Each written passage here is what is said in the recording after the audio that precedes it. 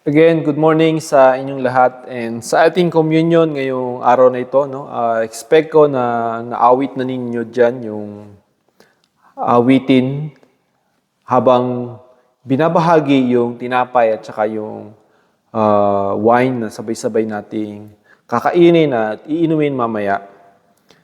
And kung hindi pa, i-post mo na yung video and then mag-proceed tayo or mag-proceed kayo ulit sa communion. And kung natapos nyo na, magpapatuloy ako. And gusto ko lang bigyan ng highlight yung communion natin ngayon, lalo na sa mga bago nating kasama. No? So, ang highlight natin sa communion lagi ay pagiging bahagi ito ng katawan ng ating Panginoong Jesucristo. So, sa pananampalataya natin sa Panginoong Hesus, nung bago si Jesus ay mapako sa krus, ibinigay niya ito sa kanilang mga disipulo upang gawin din ng mga taong sasampalataya sa Kanya. Yung pinagkabahabahagi niya, yung tinapay, and then maging yung inumin. Ibig sabihin, sino man sa inyo ngayon, yung kung bata ka pa, or matanda ka na, or bago ka pa lang sa pananampalataya, pakaisipan mong mabuti na maging malinaw sa iyo na tinanggap mo na ang mabuti si Jesus Christ sa buhay mo para maging kabahagi ka ng kanyang katawan. So alam naman natin na yung iba, lalo na pagbago pa lang sa pananampalataya is hindi mo na sila nagpa-participate sa communion until naintindihan na nila yung kanilang sinasampalatayanan, until naintindihan na nila kung sino talaga si Jesus Christ sa kanilang buhay. Until naintindihan na nila yung pananalangin nila sa kanilang buhay, yung pagbabago ng kanilang puso palagi upang bilang simbolo ng pagiging bahagi ng katawan ni Kristo. Dahil nga, malaking factor ito dahil even sa book of John, nung si Judas ay kumain itong tinapay na to dahil hindi niya tinatanggap si Kristo sa kanyang buhay. Sabi ng Bible, pumasok sa kanya si Satanas. And then, pumunta siya sa mga Pariseo at ipinagkanulo niya si Jesus Christ sa halagang pera o sa halagang pilak. So, ganun yung importansya ng communion. Sabi nga ng Bible sa 1 Corinthians chapter 11, kung hindi ninyo ito kinakain ng tama, hindi kayo tunay na nagiging bahagi ng katawan ng ating Panginoon.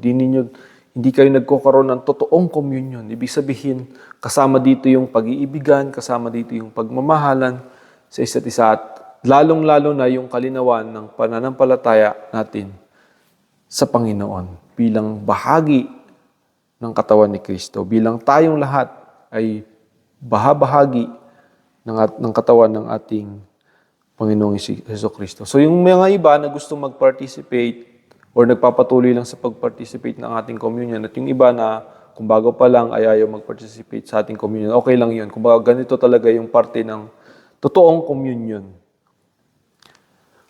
So muli ay nawa tayo kayong lahat and proceed na tayo kagad sa ating communion. Holy Communion.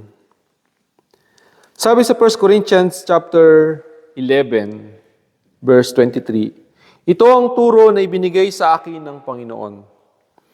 At tinuturo ko naman sa inyo, sabi ni Paul. Noong gabing traidorin ang Panginoong Yesus, kumuha siya ng tinapay at ito'y kanyang pinagpasalamat. So panalangin tayo. Panginoon, salamat po sa tinapay na ito na simbolo, Panginoon, ng iyong katawan na nag-suffer para sa aming mga kasalanan, na handog, Panginoon, para sa aming mga kasalanan. Yung parusang dapat kami ang tumanggap, Panginoon. Ikaw ang tumanggap, Panginoon. At itong tinapay na ito, ang simbolo ng iyong katawan. At kami na makakabahagi na ito, Panginoon, ay maging kabahagi ng iyong katawan. Hinati niya ito at sinabi, ito ang aking katawan na inihahandog para sa inyo. Gawin ninyo ito bilang pag-alala sa akin. And nga, Sabay-sabay natin kainin yung ating tinapay.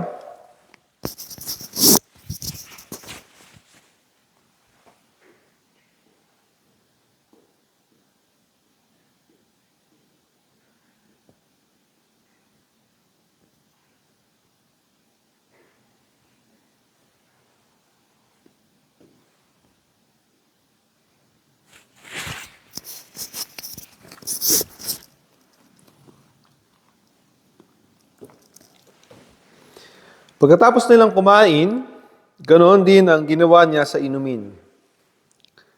Tinasa ito at pinagpasalamat. And panalangin natin, Lord, salamat po Panginoon sa katas ng ubas na ito na sumisimbolo, Panginoon, ng pag-alala namin sa iyo bilang iyong dugo, Panginoon, na dumanak doon sa krus ng Kalbaryo, na naging simbolo ng kapatawaran ng aming mga kasalanan. Itong dugo na ito, Panginoon, ang lumilinis sa aming mga kasalanan sa pamamagitan ng pagpapatawad mo sa amin. Maraming salamat, Lord. Dahil dito, nagkaroon ng pag-asa ang aming buhay, nagkaroon ng paglilinis ang aming buhay at naging katanggap-tanggap kami sa harapan mo, Panginoon. Maraming salamat, Lord. Tapos nilang kumain, ganoon din ang ginawa niya sa inumin. Kinuha niya ito at sinabi, ang inuming ito, ang bagong kasunduan na pinagtibay ng aking dugo. Tuwing inumin ninyo ito, gawin ninyo bilang pag-alala sa akin. Sabay-sabay nating inumin.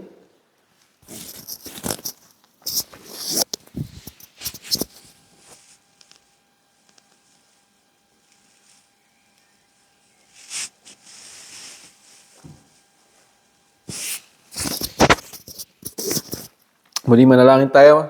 Lord, maraming salamat, Panginoon. Nawa ito, ang aming Holy Communion, Panginoon, ay muling mag-remind sa amin na bawat isa sa amin, Panginoon, ay bahagi ng iyong katawan. Na maging dahilan ito, Panginoon, ng lalo pa naming pagkakaisa sa kapangyarihan ng iyong Holy Spirit, Lord, na humihipo sa puso at isipan ng bawat isa, upang lalo pa naming unawain, intindihin at mahalin ang isa't isa, Panginoon. Kahit pa gaya ng pagpapakita mo sa amin kung paano mo kami minahal, Panginoon. Gaya ng sakripisyo mo sa amin kung paano mo kami minahal, ganun din namin ibigin ang isa't isa. Dahil pinagtibay ito ng iyong dugo, pinagtibay ito, Panginoon, ng ginawa mo sa krus ng Kalbaryo, at huwag namin itong kalimutan sa aming buhay, sa gitna ng pagmamahalan namin, Panginoon, sa isa't isa. Maraming salamat, Lord, sa lahat ng kapurihan, kadakilaan, pasasalamat at kalwalatian. Ito ang aming dalangin in Jesus' name. Amen.